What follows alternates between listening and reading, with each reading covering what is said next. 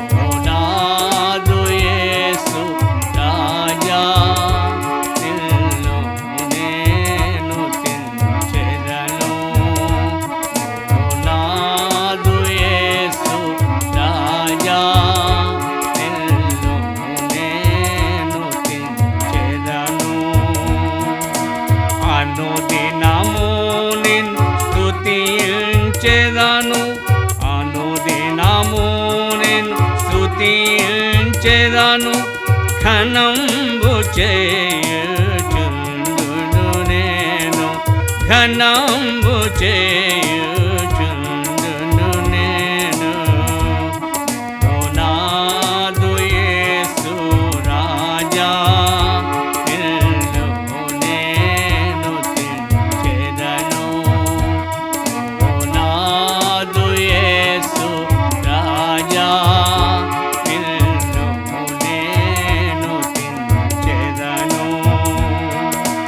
వర్ణించెదనే నీ క్రియలను, వర్ణించెదనే నీ క్రియలను, స్మరించెదని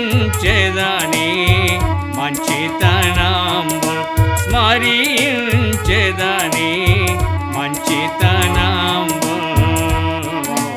నాదు యేసు రాజా, నిన్ను నేను స్తుతించెదను.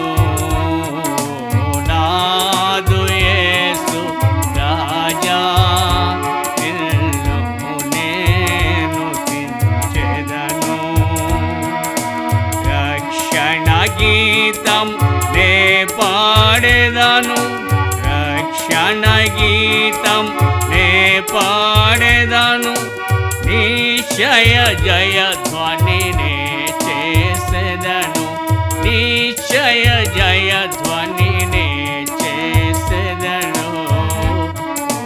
నాదు యేసు రాజా నిన్ను నేను స్తుతించెదను. నాదు యేసు రాజా నిన్ను నేను స్తుతించెదను.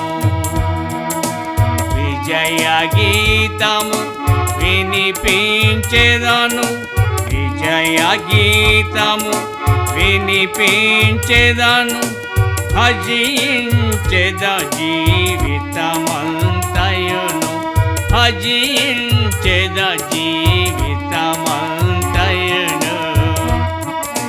నాదు యేసు రాజా నిన్ను నేను స్తుతించెదను. నాదు యేసు రాజా నిన్ను నేను స్తుతించెదను. నిరీక్షణ పూర్ణత కలిగి, నిరీక్షణ పూర్ణత కలిగి పరికించెదనా ప్రభురాకడను, పరికించెదనా ప్రభురాకడను.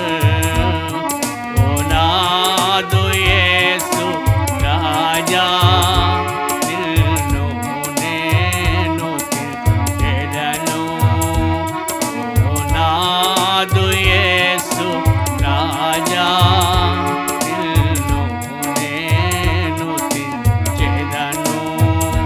నీ నామమును సదా నిసల్ను తెంచుచుందును, నీ నామమును సదా నిసల్ను తెంచుచుందును. ఓ నాదు యేసు రాజా నిన్ను నేను స్తుతించెదను. ఓ నాదు యేసు రాజా నిన్ను నేను స్తుతించెదను.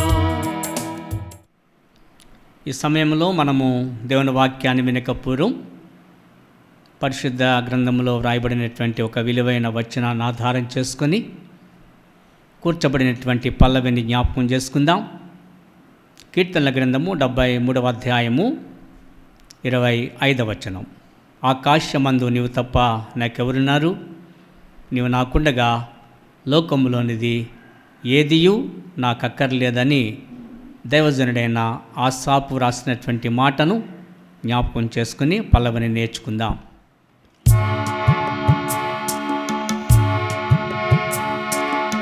ఆకాశమందు నీవు తప్ప నాకెవరున్నారు,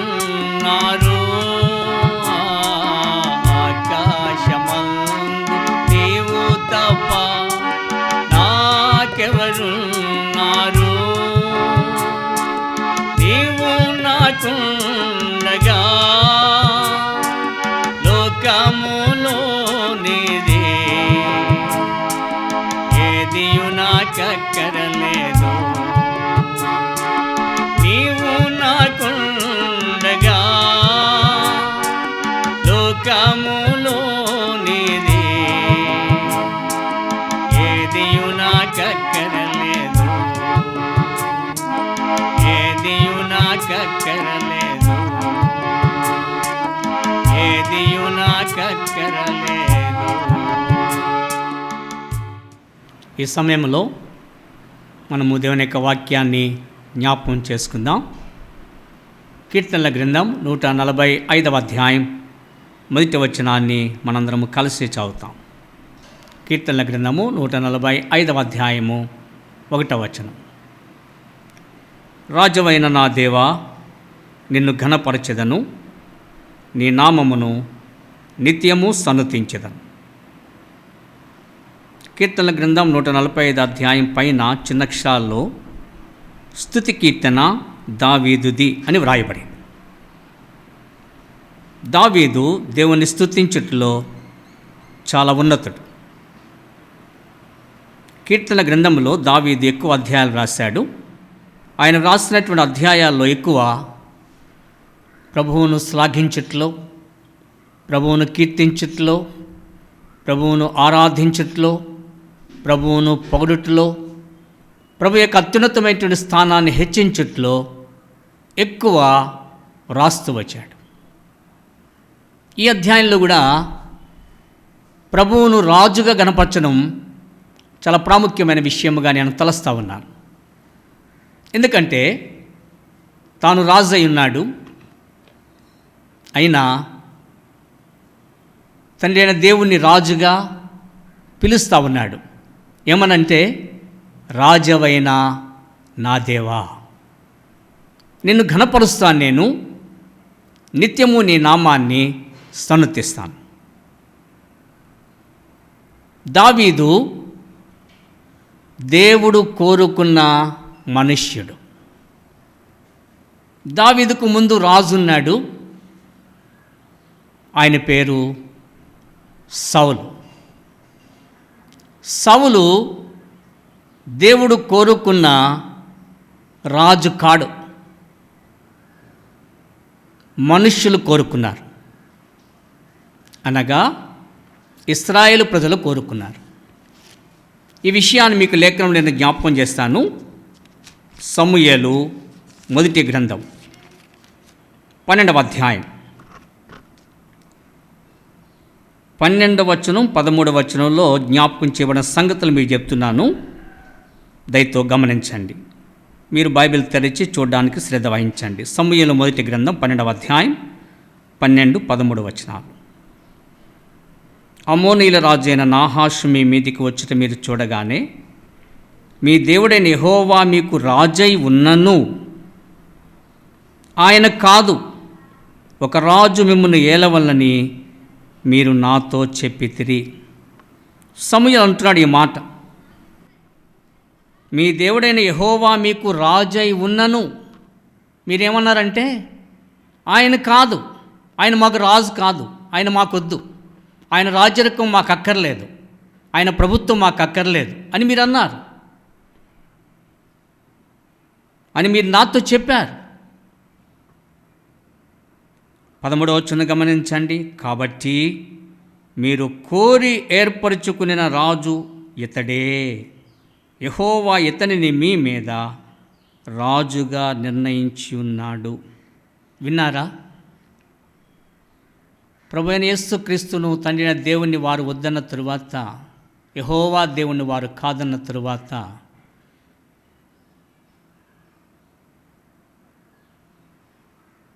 మీరు కోరి ఏర్పరచుకున్న రాజు ఇతడే కనుక మీ పక్షంగా నేను ఇతన్ని నిర్ణయిస్తా ఉన్నాను అని చెప్పాడు దేవుడు. ఇది సౌలును గూర్చినటువంటి యథార్థ విషయం. అయితే దావీదు విషయంలో ఆ విధంగా లేఖనం చెప్పడం లేదు. అదే సమూయేలు మొదటి గ్రంథం 16వ అధ్యాయంలో దావీదు గురించి చెప్పిన మాట కూడా నేను చదువుతున్నాను. జాగ్రత్తగా వినడానికి చూడడానికి శ్రద్ధ వహించండి. 3వ వచనం గమనించండి. యెష్షయిని బల్యర్పణమునకు పిలువుము, అప్పుడు నీవు చేయవలసిన దానిని నీకు తెలియచేతును. ఎవని పేరు నేను నీకు చెప్పుదునో అతనిని నీవు అభిషేకింపవలెను. ఎవని పేరు నేను నీకు చెప్పుదునో అతన్ని నేను అభిషేకించాలని సమూయేలుతో చెప్తా ఉన్నాడు దేవుడు.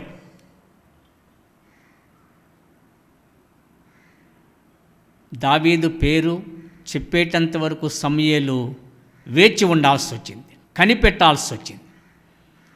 ఎంత కనిపెట్టాల్సి వచ్చిందంటే, యెష్షయి, సమూయేలు తలంచిన వ్యక్తులెవ్వరూ రాజుగా దేవుడు పేరు చెప్పలేదు. ఒక మాట సమూయేలు నోటితో అనాల్సి వచ్చింది. ఏంటి అంటే ఆ మాట ఇక్కడ నేను చదువుతున్నాను. అందుకు సమూయేలు 11వ వచనంలో, నీవు వాణ్ణి పిలువ నంపించుము, అతడిక్కడికి వచ్చే వరకు మనము కూర్చుందామని యెషయితో చెప్పగా. నీవు అతన్ని పిలువ నంపించుము. ఎవరతడు? యెషయి నోట్లోంచి ఒక మాట వచ్చింది. ఏంటంటే ఆ మాట, కడసారి వాడొకడున్నాడు, అతడు గొర్రెలను కాస్తూ ఉన్నాడు. ఒకవేళ యెషయి దృష్టిలో అతడు ఎన్నికైన వాడు కాకపోవచ్చు. సమూయేలుతో కూడా దేవుడు మాట్లాడాడు. సమూయేలు దృష్టిలో కూడా దావీదు ఒకవేళ జ్ఞాపకమునకు వచ్చి ఉండకపోవచ్చు. కానీ దేవుని దృష్టి దావీదు మీద ఉంది. అనాది సంకల్పంలో జగత్ పునాది వేయబడక పూర్వమే దావీదును దేవుడు నిర్ణయించాడు. కనుకనే మీరు అతన్ని పిలువ నంపించండి, అతడు వచ్చే వరకు మనం ఇక్కడ కూర్చోవాలి. మరి ఏం జరిగింది? కీర్తన గ్రంథంలో రాయబడిన సందర్భం మీ జ్ఞాపకం చేస్తాను. ఏం జరిగిందో అక్కడ మనం చూస్తాం. కీర్తనల గ్రంథము 78వ అధ్యాయము 71 వచనాలు. తన దాసుడైన దావీదును కోరుకొని గొర్రెల దొడ్ల నుండి అతన్ని పిలిపించెను. పాడి గొర్రెలను వెంబడించటం మాన్పించి తన ప్రజలైన యాకోబును తన స్వాస్థ్యమైన ఇశ్రాయేలు మేపుటకై ఆయన అతనిని రప్పించెను. అతడు యథార్థ హృదయుడై వారిని పాలించెను, కార్యముల యందు నేర్పరి అయి వారిని నడిపించెను. ఇది కనుక అతడు వచ్చేటంతవరకు వారు వేచి ఉండాల్సి వచ్చింది, కనిపెట్టాల్సి వచ్చింది. మరి అతడు వచ్చిన తర్వాత ప్రభువు సమూయేలుతో ఏం చెప్పాడు? దయతో గమనించండి. మరలా సమూయేలు మొదటి గ్రంథం 16వ అధ్యాయం 12వ వచనంలో మధ్య భాగం నుంచి చదువుతున్నాను. అతడు రాగానే, నేను కోరుకున్నవాడు ఇతడే, నీవు లేచి వానిని అభిషేకించుము. సౌలు ఇజ్రాయేలు ప్రజలు కోరుకున్న రాజు కనుక దేవుడు అతన్ని నిర్ణయించాడు. కానీ దావీదు దేవుడు కోరుకున్నవాడు. అందుకని అంత అందమైన మాట, అతడు రాగానే నేను కోరుకున్నవాడు ఇతడే. ఈ సమయంలో నా యొక్క ప్రాముఖ్యమైన అంశం ఏమంటే, దావీదు రాజుగా చేయబడిన తరువాత తన యొక్క అంతస్తును, తన యొక్క గొప్పతనాన్ని ప్రక్కన పెట్టి దీనునిగా, తగ్గించుకున్నవానిగా ప్రభు ఎదుట, అయ్యా నేను రాజునే, కానీ నువ్వు నాకు రాజు. ఎందుకంటే నా రాజ్యము శాశ్వతమైనది కాదు, నా రాజ్యము నిలిచేది కాదు. నా రాజ్యము కొంతకాలమైన తరువాత మరొకల చేతులకు వెళుతుంది. కానీ నీ రాజ్యము శాశ్వత రాజ్యం, నీ రాజ్య పరిపాలన తరతరములు నిలుస్తుంది. అందుకే నేను నిన్ను రాజ్యమైన నా దేవునికి అంగీకరిస్తూ ఉన్నాను. అదే కీర్తనల గ్రంథం 145వ అధ్యాయంలో 13వ వచనంలో జ్ఞాపకం చేయబడిన మాట చదువుతున్నాను. నీ రాజ్యము శాశ్వత రాజ్యము, నీ రాజ్య పరిపాలన తరతరములు నిలుచును. నీ రాజ్యము శాశ్వత రాజ్యము, నీ రాజ్య పరిపాలన తరతరములు నిలుచును. ఎందుకంటే ఆయన సింహాసనము స్థిరమైన సింహాసనం. కీర్తనల గ్రంథం 103వ అధ్యాయంలో ఒక విలువైన వచనాన్ని మీకు నేను జ్ఞాపకంలో తెస్తాను. కీర్తనల గ్రంథం 103వ అధ్యాయం 19వ వచనం. ఆ యెహోవా ఆకాశమందు తన సింహాసనమును స్థిరపరచి ఉన్నాడు, ఆయన అన్నిటి మీద రాజ్య పరిపాలన చేయుచున్నాడు. యెహోవా ఆకాశమందు తన సింహాసనాన్ని స్థిరపరచుకున్నాడు. అది ఎవరు కదల్చలేనిది, అది ఎవరు తమ యొక్క జీవితములు దొంగిలించలేని. ఆయన స్థిరపరచుకున్నాడు తన సింహాసనాన్ని, ఎందుకంటే ఆయన స్థిరుడు గనక. అట్టి స్థిరమైన ప్రభువును ఘనపరుస్తున్నాడు దావీదు, సన్నుతిస్తున్నాడు. ఏమనంటే, రాజువైన నా దేవా, నేను నిన్ను ఘనపరిచెదను, నీ నామమును నిత్యము సన్నుతించెదను. మనం కూడా ప్రభువును రాజుగా కలిగి ఉందాం. ఆరాధికులంగా మన గృహాల్లో చేరిన మనము ప్రభువును రాజుగా కలిగి ఉందాం. ఆయన మన రాజు, ఆయన మనల్ని పాలించువాడు, ఆయన మనల్ని నడిపించువాడు. ఆయనకు మన మీద అధికారం ఉండింది. అట్టి రాజును మన యొక్క జీవితంలో కలిగి ఉందాం. దేవుని వాక్యంలో కొంతమంది రాజులు ఉన్నారు. వారు దేవుణ్ణి రాజుగా కలిగిలేరు. ఫరో నిర్గమకాండం 5వ అధ్యాయం 2వ వచనంలో అంటాడు. నేను లేఖనాన్ని మీకు జ్ఞాపకం చేస్తాను, ఒకసారి చదివి వినిపిస్తాను. నిర్గమకాండము 5వ అధ్యాయము 2వ వచనంలో అంటాడు, ఫరో నేను అతని మాట విని ఇశ్రాయేలీలను పోనిచ్చుటకు యెహోవా ఎవడు? నేను యెహోవాను ఎరుగను. యెహోవా ఎవడు? యెహోవాని నేను ఎరగను. యెహోవా నాకు తెలియదు. ఆయన నాకేమీ రాజు కాదు, నేనే రాజుని. క్రొత్త నిబంధనలో హెరోదు మత్తయి సువార్తల విషయాన్ని మీకు నేను జ్ఞాపకంలో తెస్తాను, దయతో గమనించండి. మత్తయి సువార్త 2వ అధ్యాయం మొదటి 2 వచనాలు.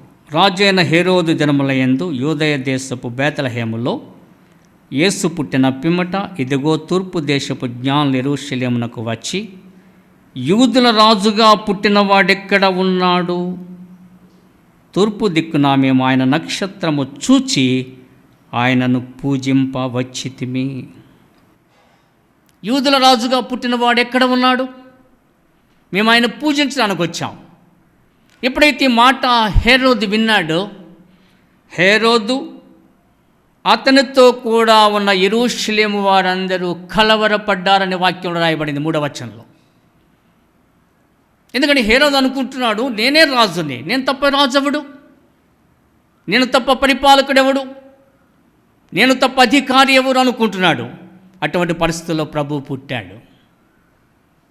అందుకనే రాజాజ్ఞ ఎంత కఠినమైపోయిందంటే ఆ సమయంలో 2 సంవత్సరముల లోపు పిల్లలందరూ, మగపిల్లలందరూ వధించబడాలి, సంహరించబడాలి. అటువంటి సమయంలో తండ్రి అయిన దేవుడు యేసు ప్రభువును ఆ స్థలం నుంచి తప్పించి ఐగుప్తుకు పంపించాడు. దేవుని ప్రజలారా, నేను ఈ విషయాలు మీకు ఎందుకు జ్ఞాపకం చేస్తున్నానంటే, దావీదు ఎంత దీనుడో, తన రాజ్యము అశాశ్వతమైనదని గ్రహించిన వాడై నీ రాజ్యమే శాశ్వతమైందంటూ, రాజ్యమైన నా దేవా నేను నిన్ను ఘనపరచెదను, నిత్యము నీ నామమును సన్నతించెదను అంటున్నాడు. ఈరోజు మనం కూడా ప్రభువును రాజుగా కలిగి ఉందాం. ఎందుకంటే ఆయన రాజులకు రాజు, ప్రభువులకు ప్రభు. ఆయన శ్రీమంతుడు, ఆయన అద్వితీయుడు, ఆయన గొప్ప దేవుడు. ఆయన రాజ్యమునకు అంతము లేదు. ఆయన రాజ్యము శాశ్వతమైంది. ఈ సమయంలో మనం ప్రభువును ఆ విధంగా ఆరాధిస్తాం. ప్రభువా, నువ్వు నాకు రాజుగా ఉన్నందుకు వందనాలు. నీ రాజ్యరికంలో నా యొక్క జీవితం సాగిపోవడానికి కృపణించినందుకు వందనాలు. అట్టి ధన్యకరమైన జీవితం కొరకే నన్ను సిద్ధపరిచినందుకు వందనాలు. ఈ శ్రేష్టమైన ఆరాధన మనం ప్రభువు చెల్లించినట్లు ప్రభు తన కృపా కనికరములు మనందరి పక్షంగా విస్తరింపచేయునుగాక. ఆమేన్. ఈ సమయంలో మనం ప్రభువును ఆరాధిస్తాం. మీరు కూడా ఆరాధనలో ఉన్నప్పుడు ప్రభువును స్తుతించండి, ఆయన ఘనపరచండి. నేను ముందుగా ఆరాధిస్తాను, నా ఆరాధనలో మీరు ఏకీభవించండి. కృపా సత్య సంపూర్ణుడా, నా రాజా, నా దేవా, నా రక్షకుడా, నీకు వందనాలు చెల్లిస్తున్నాను. గత కాలంలో పాప అపరాధముల చేత చచ్చిన వాడను, వాగ్దాన నిబంధన లేనివాడను, నిర్దేవుడను.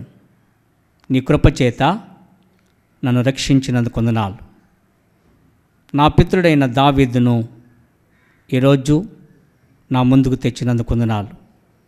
కీర్తనల గ్రంథం 145వ అధ్యాయం 1వ వచనములో, రాజవైన నా దేవా నేను నిన్ను ఘనపరచెదను, నీ నామము నిత్యము సన్నతించెదను అంటున్నాడు.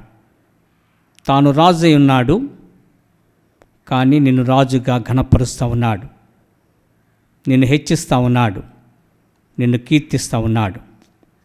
గత కాలంలో నేను కూడా అపవాది సంబంధిని, ఈరోజు నువ్వు నాకు రాజు అయినందుకు వందనాలు. నీ శ్రేష్టమైన శాశ్వత రాజ్యములో సదాకాలము నేను కూడా ఉందననే నిరీక్షణ నాకు అనుగ్రహించినందుకు వందనములు చెల్లిస్తున్నాను. నీ ప్రజలందరితో కలిసి, సార్వత్రిక సంఘమంతటితో కలిసి నేను కూడా నిన్ను ఆరాధించినట్లు నా పెదవులను మీరు తెరచినందుకు స్తుతిస్తున్నాను. జీవప్రాప్తునిగా నన్ను చేసినందుకు వందనాలు చెల్లిస్తా ఉన్నాను. ఘనత, మహిమ, ప్రభావం నీకు ఆరోపిస్తున్నాను. నీవిచ్చిన గొప్ప రక్షణ బట్టి తల వంచుకొని ఆడుచు కృతజ్ఞతాస్థుతులతో నా స్తుతి, ఆరాధన యేసుక్రీస్తు ఘనమైన నామములో నీకే సమర్పిస్తున్నాను తండ్రి. ఆమెన్. పాట సంఖ్య 222.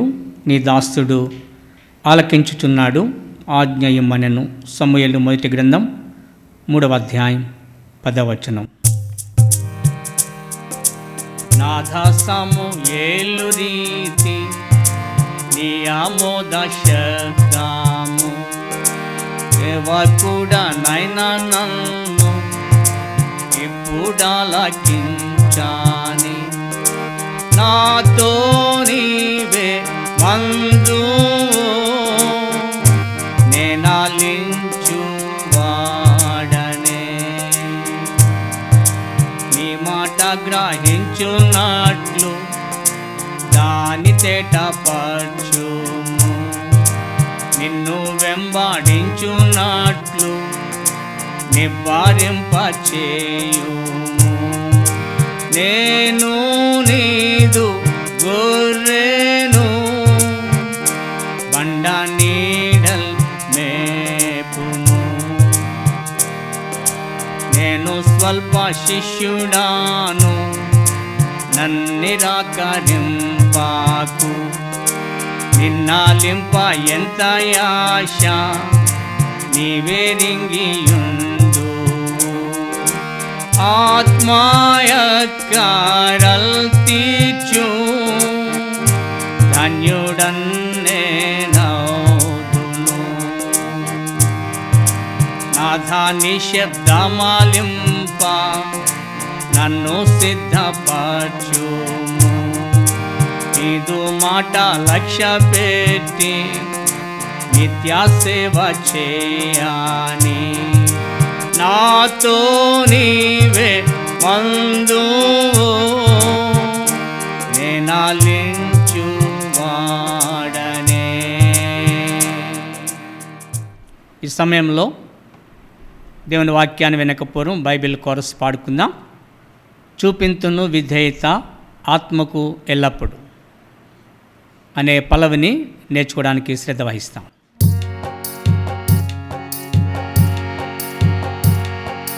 చూపింతును విధేయత ఆత్మకు ఎల్లప్పుడు. చూపింతును విధేయత ఆత్మకు ఎల్లప్పుడు. నడతును వాక్యముతో ఎప్పుడు చేరుదు పరలోక రాజ్యము. నడతును వాక్యముతో ఎప్పుడు చేరుదు పరలోక రాజ్యము. చూపింతును విధేయత ఆత్మకు ఎల్లప్పుడు. చూపింతును విధేయత ఆత్మకు ఎల్లప్పుడు. ఆత్మకు ఎల్లప్పుడు. ఆత్మకు ఎల్లప్పుడు. ఈ సమయంలో నేను దేవుని యొక్క శ్రేష్టమైన వాక్యమును, దాని యొక్క అత్యున్నతమైన స్థానాన్ని మీకు జ్ఞాపకం చేయడానికి ఇష్టపడుతున్నా. చాలామందికి దేవుని యొక్క వాక్యపు విలువ తెలియదు. వారు కేవలం పరిశుద్ధ గ్రంథాలు కలిగి ఉండొచ్చు, మంచి మంచి బైబిల్స్ కలిగి ఉంటారు చాలామంది, కానీ వాక్యాన్ని చదవలేరు. కానీ దేవుని యొక్క వాక్యాన్ని చదవాలి. దేవుని యొక్క వాక్యంలో వ్రాయబడిన ఒక విలువైన వచనం ప్రకటన గ్రంథం 1వ అధ్యాయం 3వ వచనం. ఈ ప్రవచన వాక్యమును చదువువాడును వాటిని విని ఇందులో వ్రాయబడిన సంగతులను గాయకుని వారును ధన్యులు. లోకంలో ఎవరు ధన్యులు? దేవుని వాక్యాన్ని చదువువారు, దేవుని వాక్యాన్ని వినువారు, దేవుని వాక్యాన్ని గాయకునివారు. విన్నారా? 3 మాటలు. ఒకటి చదువుట, రెండవది వినుట, మూడవది గాయకునుట, అనగా దాని ప్రకారము జీవించుట. ఎప్పుడైతే దేవుని వాక్యాన్ని చదువుతావో, వింటావో, గాయకుంటావో నువ్వు ధన్యుడవు, లేక నువ్వు ధన్యురాలు. ధన్యుడు అంటే అర్థం ఏంటి? చాలా విలువైన మాట అది. ధన్యుడు అన్న మాట చాలా విలువైన మాట, చాలా శ్రేష్టమైన మాట. అది అనేకులు కోరదగిన మాట. బ్లెస్సెడ్, ధన్యుడు. దేవుని యొక్క వాక్యము శ్రేష్టమైనదని, దేవుని యొక్క వాక్యము అద్దము వంటిదని, దేవుని యొక్క వాక్యము ఖడ్గము వంటిదని, దేవుని యొక్క వాక్యము నా జీవితమును తేటగా చూపించేదని, నా జీవితమును చక్కగా అద్దం వలె చూపించి సరిచేసేదని లేఖనాలు ఎన్నో శ్రేష్టమైన సందర్భాలు వ్రాయబడతా వచ్చాయి.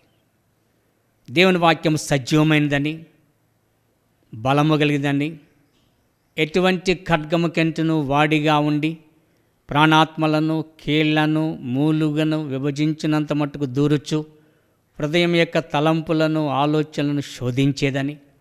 ఈ విధంగా దేవుని యొక్క వాక్యానికి ఎన్నో శ్రేష్టమైన సంగతులు బైబిల్ ఆపాదించబడ్డాయి. ఇవన్నీ మనం ఎరుగుడు ద్వారా మన జీవితంలో దాని యొక్క ఔన్నత్యాన్ని గ్రహించగలం. వాక్యం అంటే దాని యొక్క శ్రేష్టత ఏంటి మీరు ఆలోచించండి. యోహాను సువార్త 1:1 ప్రకారం ఆదియందు వాక్యం ఉండెను, వాక్యము దేవుని యొద్ద ఉండెను, వాక్యము దేవుడై ఉండెను. అదే యోహాను సువార్త 1:14 ఆ వాక్యము శరీరధారి అయి కృపా సత్య సంపూర్ణునిగా మన మధ్య నివసించాను. ఈ మాట మనం విన్నప్పుడు దేవుడంటే ఎవరు అంటే వాక్యమే. అట్టి వాక్యాన్ని మన యొక్క జీవితంలో గౌరవించినప్పుడు, ఘనపరిచినప్పుడు, దాని ప్రకారం జీవించినప్పుడు మన జీవితాలు ధన్యమవుతాయి. మన జీవితాలు అత్యున్నతమైనటువంటి స్థితిలోకి నడిపించబడతాయి. అందుకనే కీర్తనల గ్రంథం 119:11 నీ ఎదుట నేను పాపము చేయకుండానట్లు నా హృదయములో నీ వాక్యమును ఉంచుకొని ఉన్నాను అంటాడు దైవజనుడు. ఒక వ్యక్తి దేవుని ఎదుట పాపము చేయకుండా ఉండాలి అంటే తాను తప్పకుండా దేవుని వాక్యాన్ని తన ఎదుట ఉంచుకోవాలి.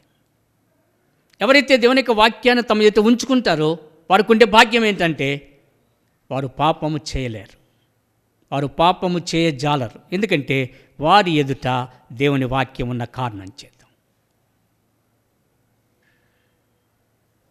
అదే సమయంలో దేవుని యొక్క వాక్యాన్ని మన జీవితంలో అనుదినము పఠించాలి. ఉదయకాల ధ్యానం ఉండాలా, సాయంకాల ధ్యానం ఉండాలా. ఆ విధంగా లేఖనాలు చదువుచు జీవితాన్ని చక్కని శ్రేష్టమైన స్థితికి ఎదిగింప చేసుకోవాలి. నిజంగా మీరు చెప్తున్నాను, దైవదాసునిగా మీరు వర్ధిల్లాలి అంటే, మీరు ఆత్మీయమైన ఆరోగ్యవంతులుగా ఉండాలంటే దేవుని వాక్యాన్ని మీ యొక్క జీవితంలో కలిగి ఉండాలి. అందుకనే భక్తుడు పాడతాడు, పట్టింప శ్రేష్ఠ గ్రంథము బైబిల్ అనుదినము పట్టించిన ప్రేమతోడ నడుపును అనే శ్రేష్టమైన పాట మనం ఎరుగుతాం. ఇది పురాతన పల్లవి. అది పట్టింప శ్రేష్ఠ గ్రంథం, అనుదినము చదవలసిన గ్రంథం, శ్రద్ధతో చదవలసిన గ్రంథం, పరిశీలనతో చదవలసిన గ్రంథం. అందుకని దేవుని యొక్క వాక్యంలో యెహోవా గ్రంథమును పరిశీలించి చదువుకొనుడని రాయబడింది. పరిశీలించి చదువుడని లేదు, చదువుకొనుడి. నీ క్షేమం కొరకు, నీ ఆధ్యాత్మిక మేలు కొరకు, నీ ఉన్నతమైనటువంటి స్థానం కొరకు, నీ ఆత్మీయమైన ఎదుగుదల కొరకు, ఈ శ్రేష్టమైన స్థితిని నువ్వు ఎప్పుడైతే కలిగి ఉంటావో నువ్వు ధన్యుడుగా, ధన్యురాలుగా చేయబడతావు. కనుక దేవుని వాక్యాన్ని గౌరవించండి, ఘనపరచండి, దాన్ని అత్యున్నతమైన రీతిగా తలస్తూ రండి. అప్పుడు దేవుడు మిమ్మల్ని తప్పకుండా ఆశీర్వదిస్తాడు. ఆ విధంగా వాక్యాన్ని ఘనపరిచిన దైవజనులు దేవుని యొక్క వాక్యంలో వారు ఘనపరచబడ్డారు. ఆయన కట్టడలను, ఆయన ఆజ్ఞలను, ఆయన విధులను, ఆయన శాసనములను, ఆయన ఉపదేశములను ఎవరైతే తమ యొక్క జీవితంలో అంగీకరిస్తూ వచ్చారో వారు వర్ధిల్లారు. మన పితరులందరూ ఆ విధంగా వర్ధిల్లిన వారే. మన పితరులందరూ కూడా ఆ విధంగా తమ యొక్క జీవితంలో ధన్యులైన వారే.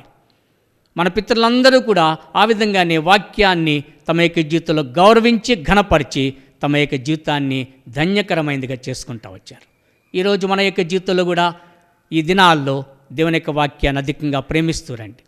వాగ్దానం ఉంది, నన్ను ప్రేమించు వారిని నేను ప్రేమించుచున్నాను, నన్ను ఘనపరచు వారిని నేను ఘనపరచెదను.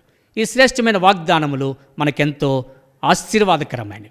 దయగల దేవుడటి క్షేమాభివృద్ధి మీ కలుగునట్లు ప్రభు తన కృపా కనికరములు విస్తరింపచేయును గాక. ఆమేన్. ప్రార్థన చేసి పరిచయం ముగిస్తాం. ప్రేమగల ప్రియమైన తండ్రి, నమ్మకమైన దేవా, ఈ దిన పరిచయలో మీరు మాకు తోడుగా ఉన్నందుకు స్తుతిస్తున్నాం. ఆంధ్రప్రదేశ్, తెలంగాణ, కర్ణాటక రాష్ట్రముల కొరకు ప్రార్థిస్తున్నాం. భారతదేశంలో చెదరి ఉన్న రాష్ట్రములన్నిటి కొరకు ప్రార్థిస్తున్నాం. దయ చూపించండి. భారతదేశ ప్రధాని కొరకు, మంత్రుల కొరకు, ఆంధ్రప్రదేశ్ ముఖ్యమంత్రి కొరకు, మంత్రుల కొరకు, దేవా అధికారుల కొరకు, కొంతమంది ఈ దినాల్లో భారముతో కూడినటువంటి పరిచర్య చేస్తూ ఉన్నారు. దేవా medical department, police department, revenue department, ఇంకా చాలామంది వాలంటీర్స్, ఏఎన్ఎంస్ మొదలగు వారు అత్యధికంగా పరిచర్య చేస్తూ ఉన్నారు. ప్రపంచము ఈరోజు అస్తవ్యస్తంగా ఉంది. ఎటు తోచని దిక్కుమాలిన స్థితిలోనికి వచ్చింది. మీరే మీ దయను బట్టి కనికరించి కృపతో జ్ఞాపకం చేసుకుని నడిపించమని ప్రార్థిస్తూ ఉన్నాం. నీ ప్రజలైన వారిని మీరు కనికరిస్తున్నారు, నీ ప్రజలైన వారిని మీరు కాపాడుతున్నారు, నీ ప్రజలైన వారిని మీరు భద్రపరుస్తున్నారు. నీవిచ్చిన వాగ్దానములు వారి పక్షంగా నెరవేరుస్తూ ఉన్నారు. ఘనత మహిమ ప్రభావం నీకు ఆరోపిస్తున్నాం. తల వంచి నీ ప్రియ పాదముద్దాడుచు ఈరోజు మీరు మాకు ఇచ్చిన సమయాన్ని బట్టి వందనస్తులమై నిన్ను ఆరాధిస్తూ నీ వాక్యమునకు ఇవ్వాల్సిన ప్రాముఖ్యత, ఆధిక్యత ఇచ్చినట్లు నన్ను మమ్మల్ని సిద్ధపరచమని నిన్ను ఆశ్రయిస్తూ యేసుక్రీస్తు ఘనమైన నామములో ప్రార్థించి స్తుతించి దీనిమై వేడుకుంటున్నాం తండ్రి. ఆమెన్. తండ్రి అయిన దేవుని ప్రేమ, ప్రభు అయిన యేసుక్రీస్తు కృప, పరిశుద్ధాత్మనికి నిత్యమైన ఆదరణ మనకు తోడుగా ఉండినట్లు తన కృపా కనికరములు ప్రభు విస్తరింపచేసి నడిపించునుగాక. ఆమెన్. Praise the lord.